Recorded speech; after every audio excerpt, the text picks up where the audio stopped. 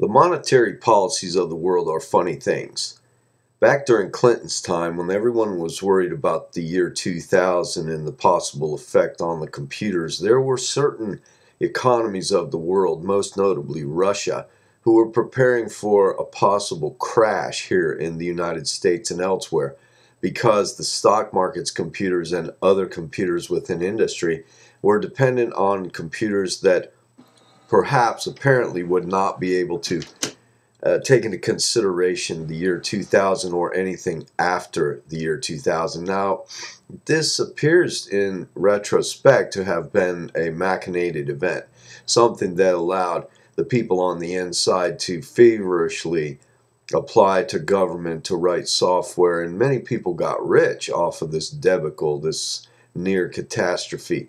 One thing that was noted, though, and did make the news somewhat, although only partially, Russia had begun to, in spite of its huge gold and silver production, it is one of the greatest gold producers in the world, if not the biggest gold producer in the world. It had started to import at a fantastic rate gold and silver, and the rumors were, and then they were well-founded rumors, we found out later, that they were minting gold and silver coinage because they thought that if the economies of the world did in fact crash, then they would be well placed to take over the world with their currency because they would have the only currency worth anything at all. You can see this mirrored now, this effect, because people, even in spite of the fact that gold is at $1,300 an ounce, or perhaps because of that, people are feverishly buying gold on a personal level. I don't think that's such a great idea, but the point is rather moot as far as I am concerned, because I can't afford to buy any right now, and I've never actually done business within the matrix of the Federal Reserve. I do get gold and silver on a regular basis, but I live in a different world, and that's by choice.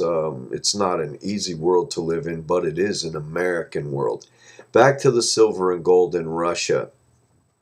The IMF and the World Bank quickly came in and bought Russia out. This is actually when Russia won the Cold War. That was the final trump.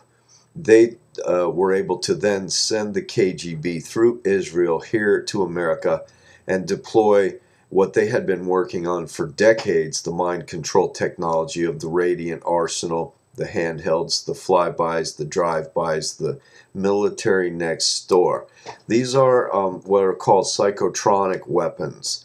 And Psychotronic Golgotha is a good book for you to read. It's available free online. It tells how long the KGB and pretty much the Russian Israeli types have been at this type of mind control, this elite security.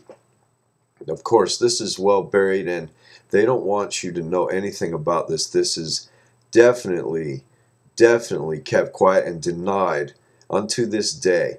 This doesn't even happen according to them, when in fact it happens at greater and greater levels every day. The spraying in the sky, the antenna, the cell phones as cover, all of those, the satellites, those are part of the psychotronic arsenal, which is electronic behavior modification, the ultimate law enforcement, the ultimate aggression. This is the only thing that could possibly take over America's ability to possess firearms, handheld weaponry. That's the only thing that they could attack us with, because otherwise they are pretty much wise to the fact that if they did come for the guns here, it would be all-out war. Even the liberals are starting to see this, and some people class me as a liberal, and they're just as ignorant as the liberals who class me as a conservative. I'm an American. All these labels are just Zionist labels that are there to divide the people. The reason that I'm talking about things like this now, though, is that I just read an article a couple of days ago. I blogged it in my book, Treasure Hunting with Bill Gallagher. That blog is valuable. It gets hardly any traffic. Not too much of my work gets much traffic. There is disruption and has been great disruption for quite some time. They know that I'll never work for them, and so they just do everything possible to try to kill me. Nah, that's okay. You know, every time they fail, it discredits them and weakens them, and it's getting hydraulic for them now. China is importing gold at a fantastic pace. They have allowed a lot of their people now to trade gold on the international market for the first time in quite some time.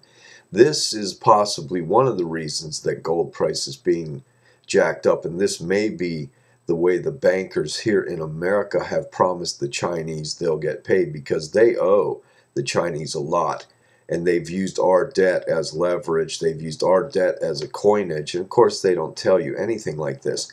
So the activity of the Chinese with their gold and the gold currencies that are being coined around the world should clue the savvy investor and the savvy economic observer that things are definitely a whole lot different than what you're being told on the news, and it would behoove you to get as close to the internet for your information as possible, and just basically do what would make America much stronger overnight, and that's kill your television.